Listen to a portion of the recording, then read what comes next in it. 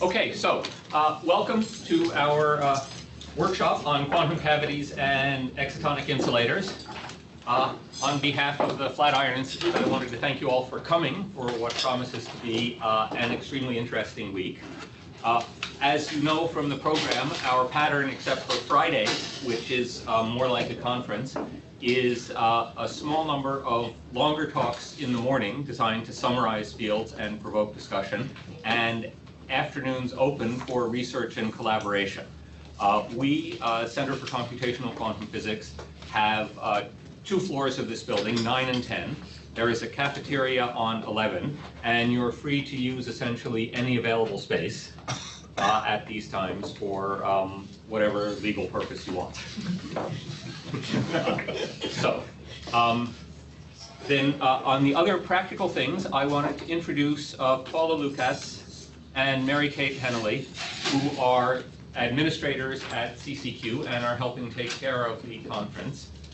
If there are any issues that arise or that you need assistance with, please see Paula or Mary Kate, and they will also handle whatever reimbursement issues may come up.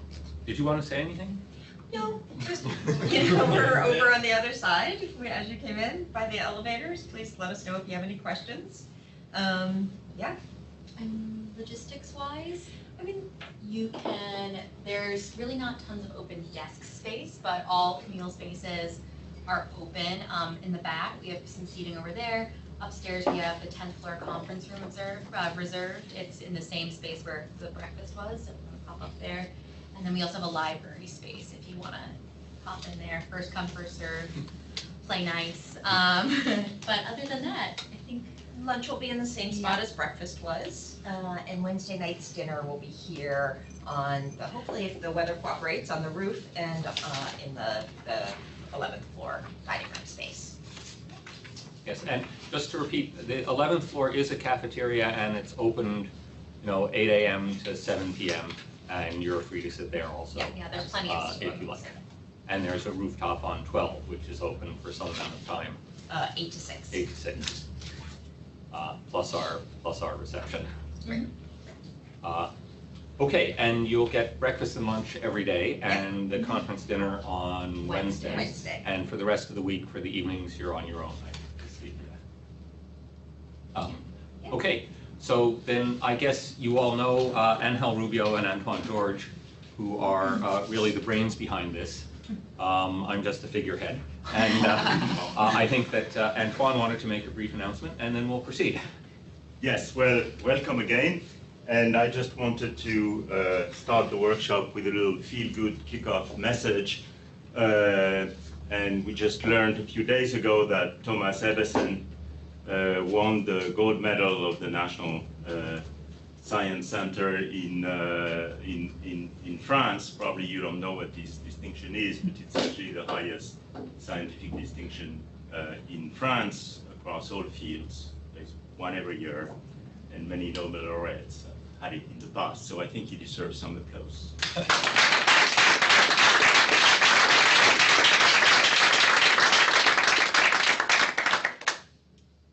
Okay, well, without further ado, yes, let's proceed. So the first talk is Peter Littlewood, who's going to talk about an exceptional point as the dynamic critical point. Peter. Thank you. And again, you have 30 plus 15 for discussion.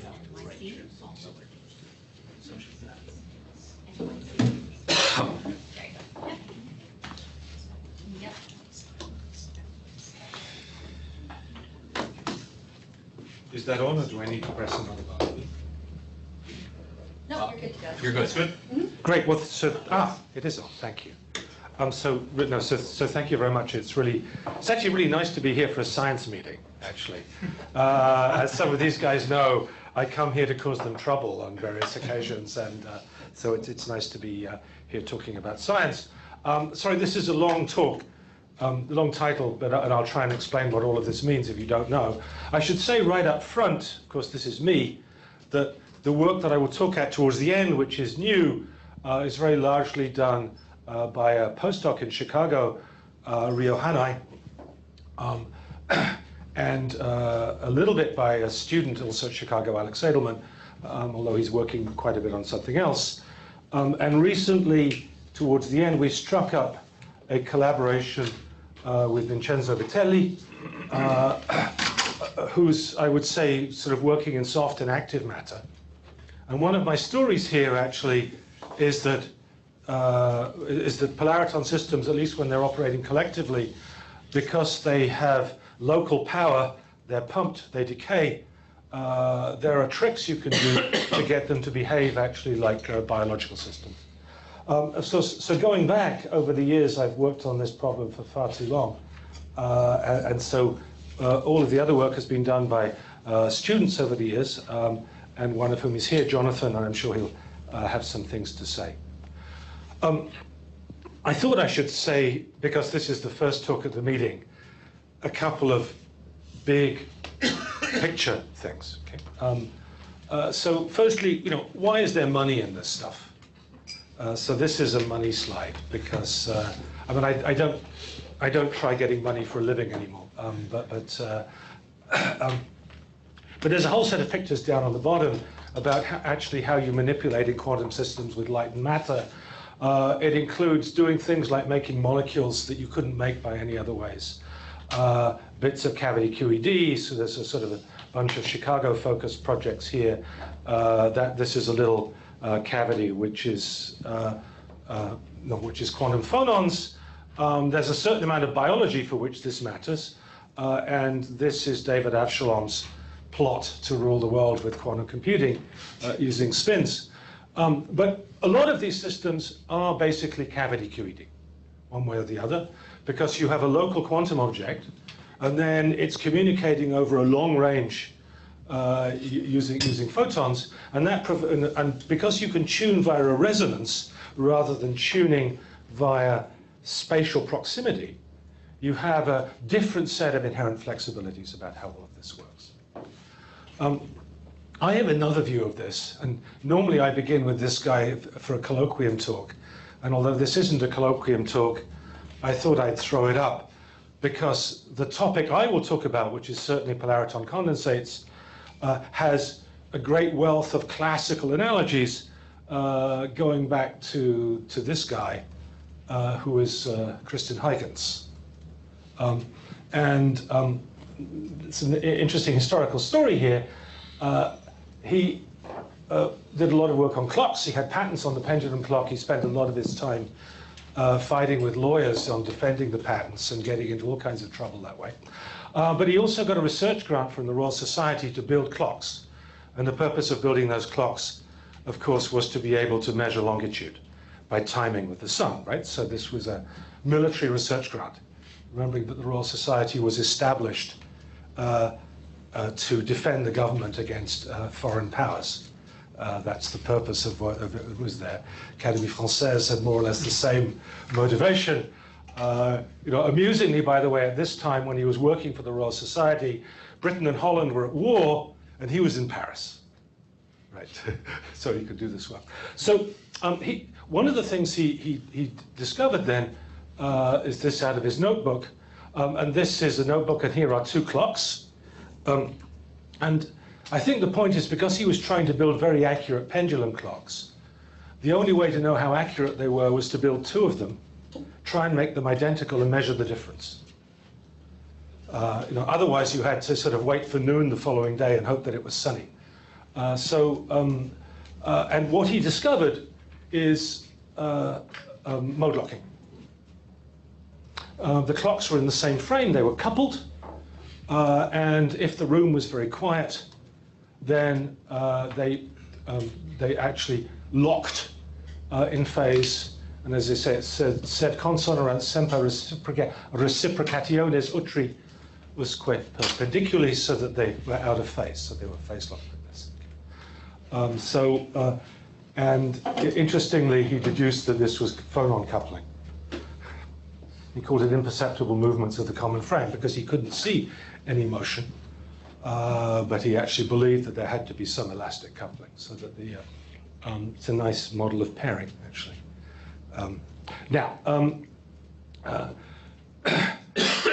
That you can sort of extend to not just two pendula, but maybe lots of them. So this is a sort of an example of a whole bunch of pendula put on a support. The support is free to oscillate, and you start them off all randomly. But these are our little local actors, and you see that, of course, that the frame starts jiggling a little bit. But after a while, and this takes a long time, so let me just move it up to here. What you can see is that they've now, literally begun to synchronize. There are a few of them are lost, and you can see, of course, that the frame at the bottom is now macroscopically oscillating backwards and forwards. And it's almost there. There's one left over here. There's an amplitude fluctuation. That's a Higgs. It will eventually decay into the vacuum, and the whole thing will line up. But this picture of local oscillators, that here calls classical ones, coupled via some large macroscopic oscillations, is fundamentally how I think about polaritons, where, of course, what you're going to do is you're going to replace these little local oscillators by quantum oscillators, in my mind, two-level systems, and this thing becomes the cavity, which couples them together with some long wavelength modes, which are really photons. Okay, so let's go on with this. So now, if you, very quick run through about what is a polariton. If I want an atom, the atom for me, of course, is going to be an electron hole pair which is bound to make an exciton. As I'm sure you all know, they're the solid state analog of positronium, but in materials like gallium arsenide, their binding energy is quite small and they're quite big. They're large. 2D materials, some other 2D materials, we've now got much more strongly bound atoms in here. These decay, and that spontaneous decay, of course, converts to a photon. But if you combine that photon so that it can be, well, not exactly reabsorbed, but coherently reabsorbed with an exciton. So this is a process which, of course, produces a superposition of photon and exciton states. And that combined coherent excitation is called a polariton. The reason that this is of interest for what I want to talk about, of course, is that this is an object which has a very small effective mass, and consequently, characteristic coherence temperatures can be really quite large with this. A little bit more detail about how this used to be done. It's now done in many other ways. The way you make this work is, say, for example, a quantum well, which would confine optically excited excitons to sit in some two-dimensional sheet, mirrors on it with a cavity mode, which would line up like that. And so the bare modes would be some exciton and some photon mode, carefully adjusted so that these things are close to resonance. The coupled modes produce two branches, lower and upper polariton, and at linear order, of course, there's just a superposition of the two, which is the ground state wave function. One nice thing about these systems is because they're inherently non-equilibrium, eventually the excitation will leak through the mirrors. And if the mirrors are flat, when what eventually emerges as a photon comes out, the angle at which it comes out can be translated into the in-plane momentum.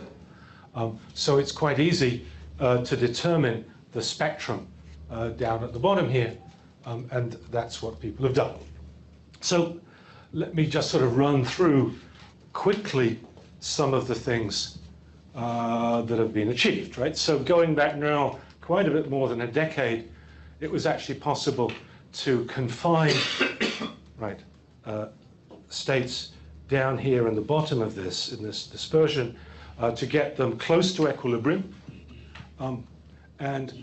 So this is a momentum distribution, actually, of the photons emitted from that trap going back about 15 years. If you look closely at the bottom of this dispersion, you'll recognize, of course, pressing too many buttons. So this would be here, the parabolic dispersion, and the white line is what it is if there aren't any excitons in the system.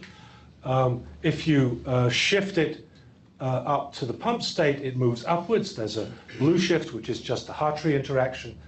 And if you look carefully, you can convince yourselves actually that you see a linear mode there, a sort of a Bogoliubov mode.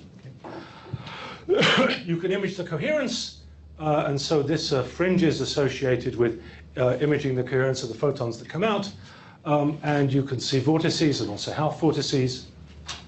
The system is 2D, so if you look at the correlation of this pattern, it produces a power law tail, as it should. There are things which have been called superflow, and I think Jonathan might decide to tell us that this isn't quite what it says it is, but nonetheless, reflecting a kind of a sort of extra stiffness of coherent modes, and I may have something more to say about that. And also you can make pairs of things, and you can couple them, and you can begin to see interactions. So there's a long story here, and there's much more of this, and this has been done in wide classes of systems. And so what I want to talk about in the end is a little bit more of a detail about some of this. Okay. Now, starting point in terms of theory, the way I like to think about this, and if you like, there's a kind of generic microscopic model, which is to turn excitons into spins. So if you say that I think of an exciton as a two-level system, it's either there or not there, I don't put two of them in the same place. I can replace not there by a down spin, there by an up spin. And of course, the spins get flipped by an absorption or emission of a photon. And that produces a sort of a generic model that looks like this. So psi is the photon field. I've just put in one photon mode, k equals 0 if you like. Here are the spins. These are the energies associated with the excitons, which you can think of as being localized. And then there's a coupling term here, which involves absorbing the photon and flipping the spin, or the other way. And a coupling constant G, the Rabi coupling. But important to note that within a wavelength of light, there are very many excitons. N is that number. And so this model is written down, has a parameter n, which is much larger than 1. And therefore, it's very well described by mean field. So if you look at this, the ground state, which you can be sure of in the limit that n goes to infinity, is something that I would call BCS. BCS in the sense of a coherent state of both the excitons and the photons. And if you want to get something that looks a little bit more like real BCS, if you represent this object in terms of hardcore fermions, you can expand this spin operator in terms of course, a raising and lowering operator, and you can expand it out, and you get something that looks exactly like sort of a so-called BCS wave function. And so this I think of as kind of the plain vanilla description of very many different systems associated with this. Okay. So now, there's a bit more than that. If in particular you put in two things that matter in these systems, one, of course, is actually that there are multiple channels. There's dispersion of these modes. It isn't just k equals 0. So I think this is probably a piece of Jonathan's thesis here, just to calculate the dispersion curve from that model, but including momentum. Whoops, sorry. So here you can see the upper polariton branch. Here you can see the lower polariton branch. Because there's disorder in the model, there's actually a whole bunch of excited states which are single particle-like and are non-dispersive. And of course, it has ghost branches coming down the other side. So that's the dispersion.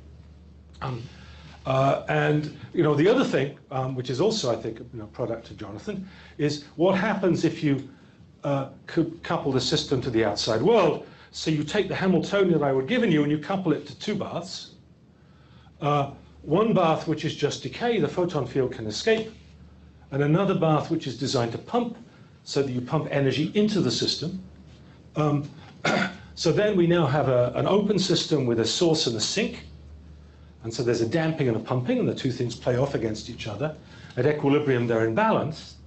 But as a result of that, this Bogoliubov mode coming down here, this linear dispersion, eventually will become diffusive at long wavelengths.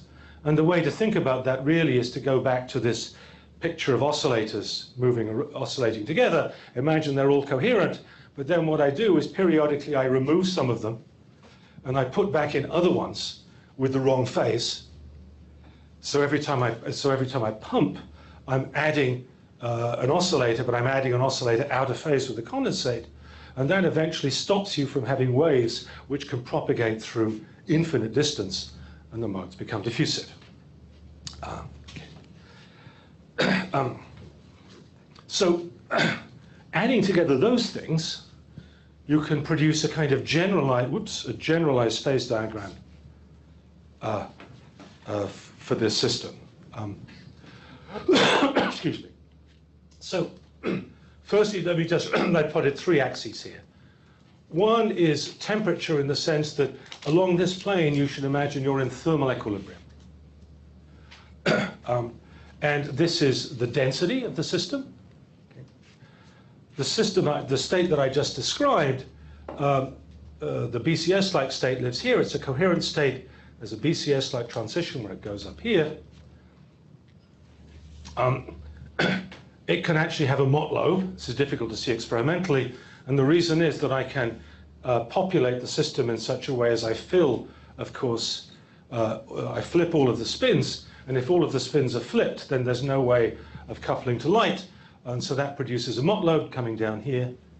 At very low densities, again, quite difficult to get to, you begin to notice the spatial degrees of freedom, and there's a crossover to something which would be described as BKT, but this is pretty small. Okay. Now I've put another axis along here, which you can think of as a decoherence parameter. Think of it as pair breaking, if you like, in the sense of a superconductor. Okay? Of course, if you add enough disorder, eventually you'll get to something which is uncondensed and so-called weak coupling. So what's the crossover here along this zero density line between strong coupling and weak coupling? It's just that gamma crudely provides a line width. If that's comparable to the Rabi splitting, then the two modes overlap, and you can only see one peak, and down here you can see two well-separated peaks. And that's generally called a crossover from strong to weak coupling, at least in this community. Might be worth thinking about going all of the way down to the end here and imagine what happens if you take a system which is in weak coupling and you pump it very hard. Actually, what you get, of course, is a laser. Right. So the usual treatment of a laser is the James Cummings Hamiltonian that I wrote down, but however, in the limit that this is very large, but I still have a broken symmetry at the mean field level, which has coherence of photons, but there's no coherence of the electron hole pairs, or at least very weak coherence of the electron hole pairs. And if I then ramp back down and make the system less and less decoherent, I will eventually get a crossover to something which must match here. And one way of thinking about that is if I get down here, I'll begin to see gaps in the system. And so this is, if you like, a kind of a crossover at some level from gapless to gapped. But there's no real symmetry change in all of these phases. And of course, you can find limits of all of this space where you're really dominated by photon number, being very large rather than the exciton number, and sometimes this gets called photon condensate. But all of these things have no distinct broken symmetries. But there can be transitions between them, and I want to explain why. Okay. Right, so there's no clear distinction between a polariton condensate and a photon laser. They both have macroscopic population of photon mode. The difference is that in one limit, the excitons are also coherent. They're following along with the coherent field. But in the laser limit, they're very weakly coherent, but there are so many photons in the system that I can still maintain that despite the fact that there's no imbalance. So is there a phase transition between the two? And I'll point out right now and come back to filling this out, is one can certainly conceive of coherent condensates of different kinds. And the one I described to you in that experiment is a ferromagnetic condensate. They're all in phase. It turns out that the two-particle one that Huygens found was actually an antiferromagnetic condensate. They come out of phase because the coupling was different. And so there can be different kinds of in or out of phase condensates. And I want to suggest that that's one way of thinking about some of the phenomena that we see. A bit of experiment. Quite often, when you do experiments on these systems, you get so-called two-threshold behavior. So what are we looking at here? This is the intensity of the peak of the light coming out at coherence. Here is the first threshold where there's a big onset of that. Okay. Turns out here is a second threshold. If you look at the frequency of the light, it actually seems to jump twice. In fact, this probably isn't a jump, but this one certainly is in this case. So it looks like these are two distinct phases. And sometimes this is called a strong to weak coupling transition. So we go from something here where this typically begins to look like a laser because often this frequency is very close to the bare cavity mode. This frequency is associated with coupled modes. And so I have a transition from something which goes from that. And so I say it's sometimes called like a vertical cavity surface emitting laser. So that's one possible thing. But the question is, how do you have a transition if there's no broken symmetry? And well, of course, we know how to do that. It's called a first order transition. Back from a more theoretical perspective, I'd like to distinguish the idea that in a non-equilibrium state I could form condensates of two types. We've been talking about this one. I'll call it a minus condensate. Have a condensate of that one. I could imagine finding a way of populating this branch and not that branch, when also I would think that the dynamics would favor condensation.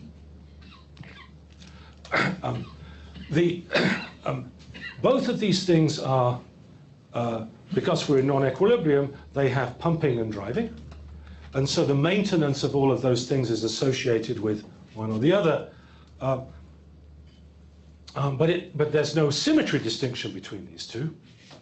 But normally I will have a jump between them if I change parameters so that I would cross this. I would normally call this a first order phase boundary. And it is then conceivable, of course, that that first order phase boundary can end at some critical point. But in order for that boundary to end at a critical point, I need to have a solution of the dynamical equations where this mode and this mode are at the same energy. So normally they would be at different energies, but there's conceivably a point where those energies can be brought together just like a first order point. And that, mathematically is, in this two-component system, an exceptional point. So so in particular, I can imagine that, particularly as I detune, this should be possible to see, because you can find situations where this will there, and we can do microscopics on this to talk about that, and this is all in a paper which is just recently out. Now, rather than doing microscopics, we're used to thinking about kind of a minimal model, which for complex-driven fluids is generically something which is a nonlinear Schrödinger equation or a Gross-Podolsky equation. And I've written it here for a two-component system. So you can think of those components here written in the diagonal basis as photons and excitons.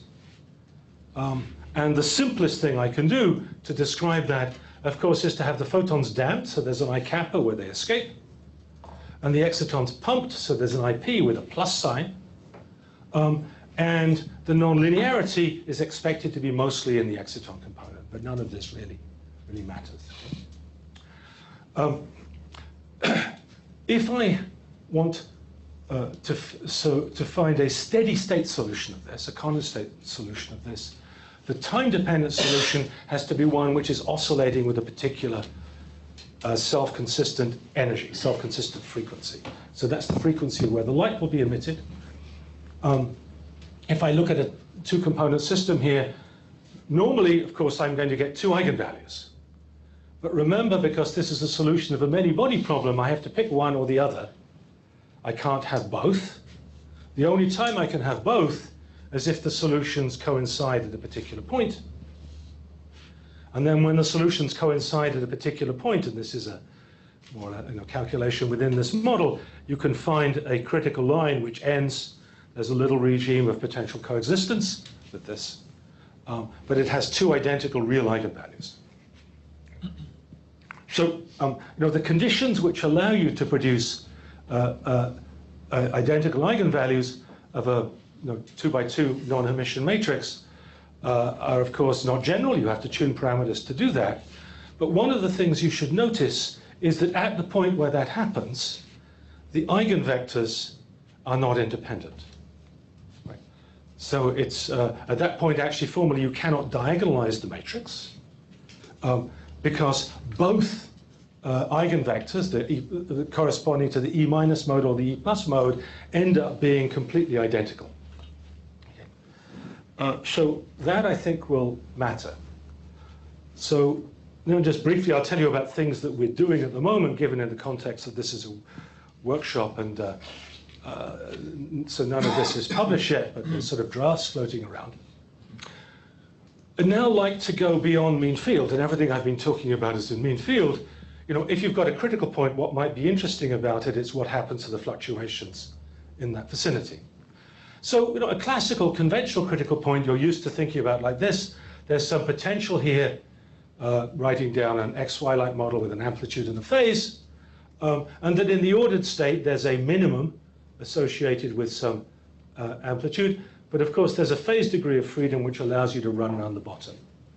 So you will generically have a massive mode, an amplitude mode, and a phase mode, which is a Goldstone mode. As you go to the critical point, the amplitude mode softens, becomes massless, and then, at least in mean field theory, at the critical point, when I get to this point, the massive mode has disappeared, correlation length has gone to infinity, but these two modes are still orthogonal. So if I think about the phase fluctuations, I can treat them independently. Right? So they're added together. If you do the same thing towards a critical exceptional point, it doesn't work like that. Indeed, normally, if I'm far away from it, I will have a massive mode. So that massive mode, for example, if I was condensed in the lower polariton branch, would be fluctuations into the upper polariton branch. But then as I get close to the critical point, and I bring those modes together so that they actually coalesce, it turns out that the two eigenvectors will also coalesce so that both fluctuations are mixed. That doesn't mean that I don't have fluctuations in the perpendicular direction in any thermal system. But actually what it means is at this point, I have two independent Goldstone modes that reappear. It's not complicated to do this, but a little bit of analysis. So if I linearize, linearizing will naturally give me this form of this. So this is the NDT. This is the coupling term, which I've now linearized. And the leading gradient term then will actually be KPZ-like, grad theta squared. And here's this linear term.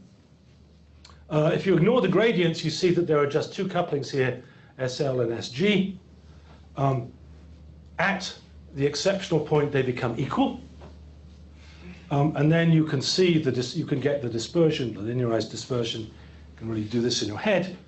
And you see that if delta S is finite, I will have two modes, one of which will be damped, as this is an I delta S, and the other of which will be dispersive. Right, so I have two of those, diffusive, sorry. But at criticality, both of these turn into gapless sound modes. So the response changes, okay? And because the eigenmodes, as I get to this point, are parallel, I can't diagonalize the linear response, I can only triangularize it. I can get it to this normal form. What that does, of course, then is to give you a response function with two poles, and the off-diagonal piece has both poles. And if you compute then, just in linear response, the phase-phase correlation function, what you find is coming from this piece here, coupled by the external noise, 1 over k4 singularities, rather than the conventional 1 over k squared. Right? So the dimensions are shifted because there is inherently a random field term which is generated by the dynamics associated with coupling the modes to do this, that shifts you from the dimensions you would have expected. Last little bit, then of course you can try and look at that and do perturbative RG. What plotted here actually are the two things that you might care about to scale. One is the velocity of the sound mode, the other is the effective diffusion constant.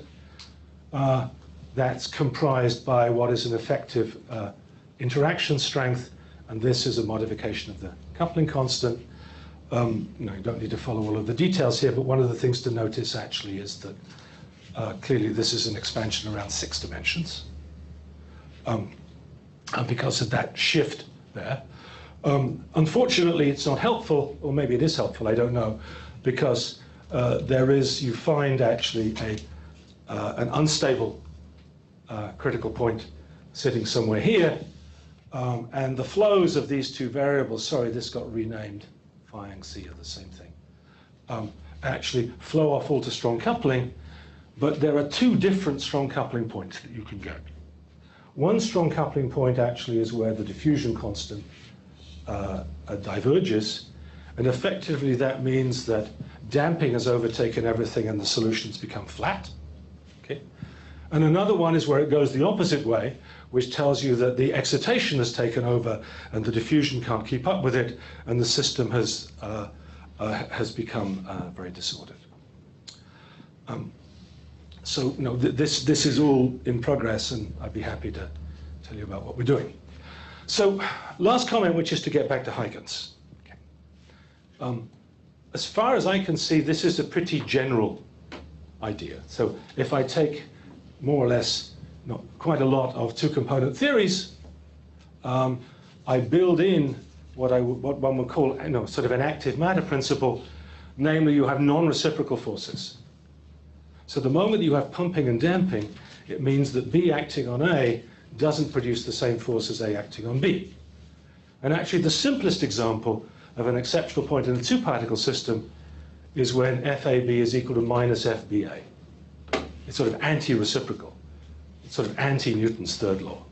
And so, we sort of describe this as, lately sort of, birds and penguins, right? So, the birds chase the penguins run away from the birds, or something like that.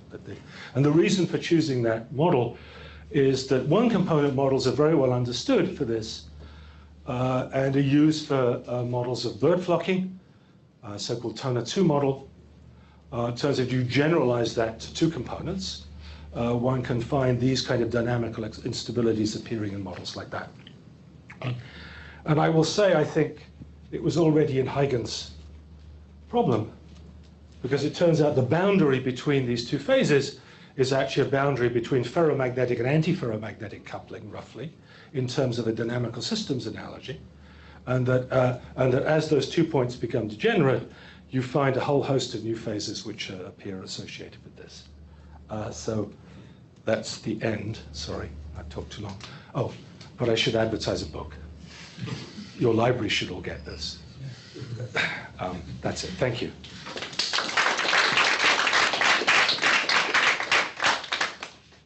Okay, so questions? Sorry to directly into the middle. Let's say in your, in your model where you sort of look at this transition between the what I interpret as the polariton laser and kind of the standard laser. Right. And in your, let's say, in what you derive in terms of the fluctuations, what are the connection to the, the measurable quantities? In a sense, do you predict kind of what could you predict in terms of the line width, for example? Is that? Well, so at least at the Gaussian level, it's sort of in here, right? Right. But it turns out that there are some odd features of this that we haven't entirely tied up yet.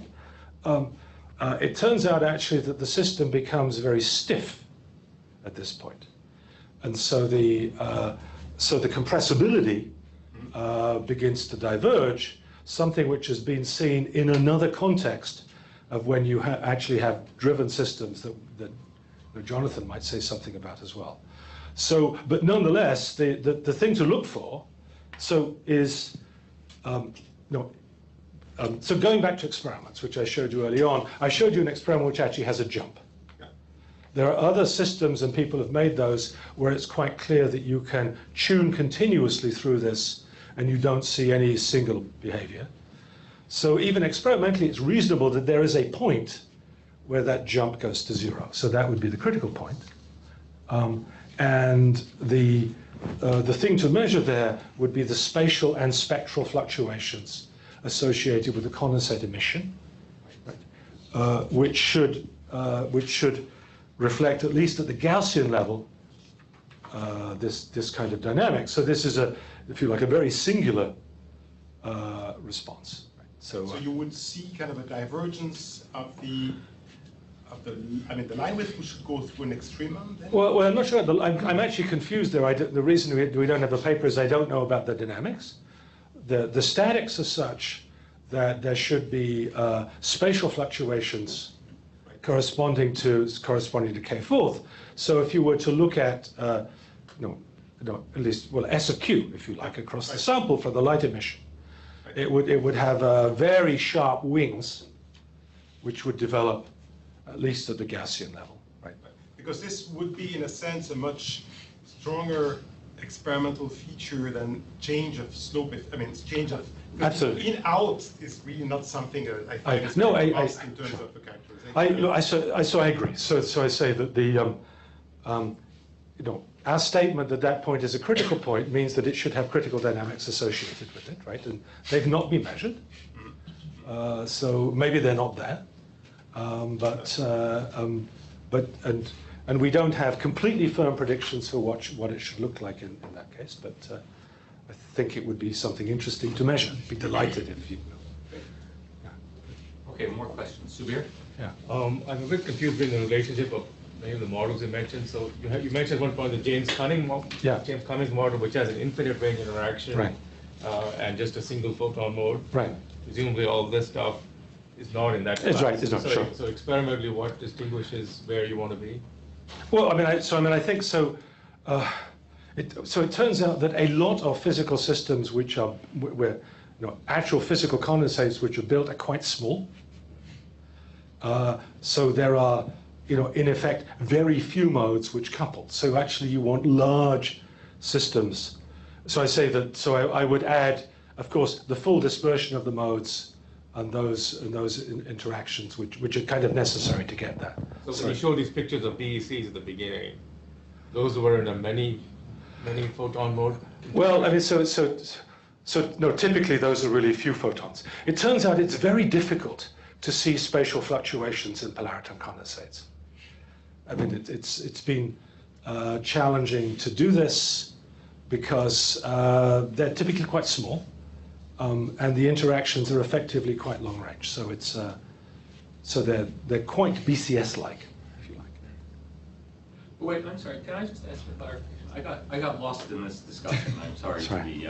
So, Subir, I thought you were saying first question is whether you can live with one photon mode or many.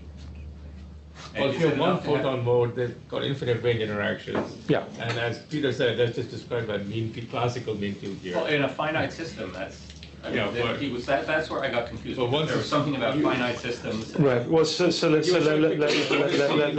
BECs and this So it's this thing, safety equation. That's not in this class. Right, exactly. Right, so the answer is that the models I'm really talking about have sum over k in here, and a dispersion of these, and coupling between k and there. So there's a right. So that then has, if you like, all of the richness. Yes. That you actually need in order to do this. What I would also say is that my view now is that I wouldn't start there from here. Frankly, a much better place to think about theories is just to go to what you think is a very natural thing to do, which is a Gross-Pidievsky equation, where you can put in all of those long wavelength fluctuations as you like. Of course, it's phenomenological. You can derive a Gross-Pidievsky equation from microscopics. That's what Jonathan did. And I don't know whether he regrets doing that, because it was a lot of work to be able to do that. But it's rare that there's anything new that we found which is coming out of the microscopics that you couldn't have got by going for a damp-driven field theory to start with. Okay, Anna? Just going back to this exceptional critical point, which is obtained by out of equilibrium. Yeah. Is there any reason why the system would like to reach that point, and the intrinsic dynamics of the system will not bring you out of that, like an splitting? You have those two modes, and then that state will survive only for a short time? Well, okay, so there's all kinds of things that could be wrong about this. So one of the things that, even in these models, the only thing that we have solved is to look for stationary solutions of those equations. Okay. I think it's quite likely that there are non-stationary solutions associated with that, and therefore the system could easily develop some complex dynamics associated with this.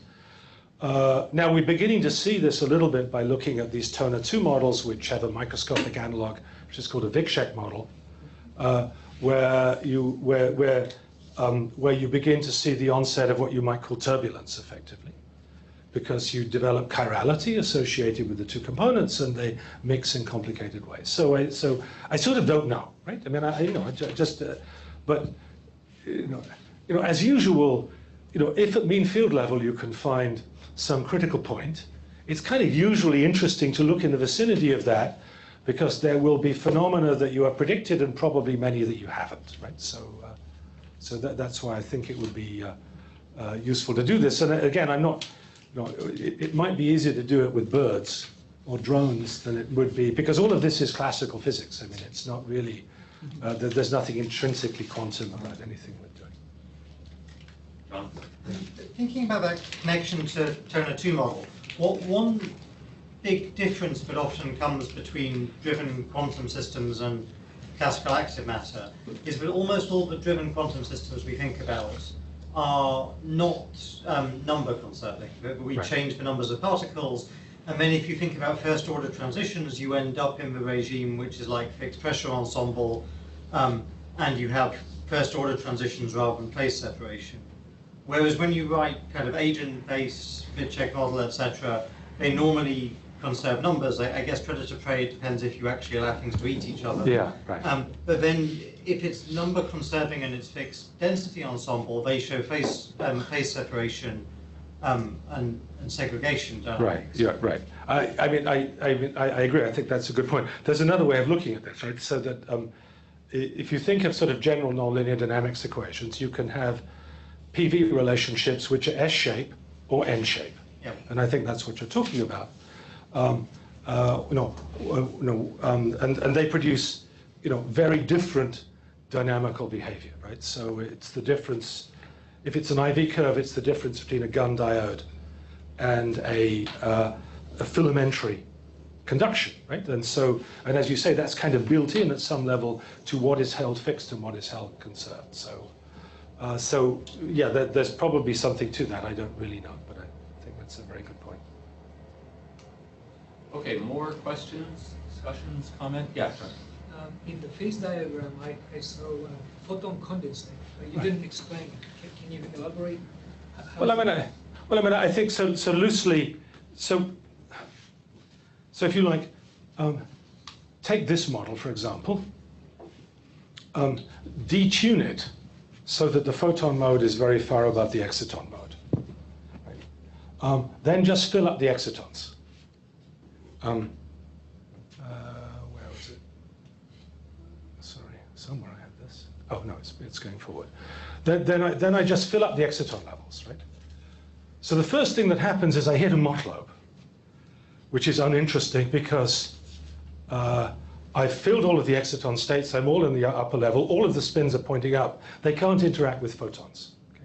Then I raise the chemical potential again. As you raise the chemical potential again, I begin to occupy, the upper mode, which is really the photon branch. It's entirely photon-like, and I begin to deplete very slightly the exciton branch. So at that point, you've got a very large amount of photons interacting with a few holes at the top of this level, and playing off those to make something which is, a condensate which is totally dominated by photons. So if you divide up the number in the condensate, it doesn't divide up equally between excitons and photons. There's a preponderantly very large number of photons in the condensate and a very small number of excitons. But that's different from a laser, because in a laser, those excitons would not be coherent with the condensate, even though there may be few of them. So in terms of correlation functions, essentially you're saying you distinguish the photon condensate from the laser by a correlation function actually of the excitons. Right. Yeah. So I think if you take a regular laser, right, the sort of an electron hole laser, the thing that's in this pointer, right, so that the what's in there, there's a very large number of electron hole pairs, but they decay, but they decohere very rapidly. But there are so many photons in the condensate that even within a very short decoherence time, I have the opportunity to have a stimulated emission that builds up the photons. Right? So there's always, even in a regular laser, some coherence in the exciton component. It's just very small in comparison to the photons. Okay, other questions? Right, well then this is perhaps a good point to thank Peter again for a very stimulating.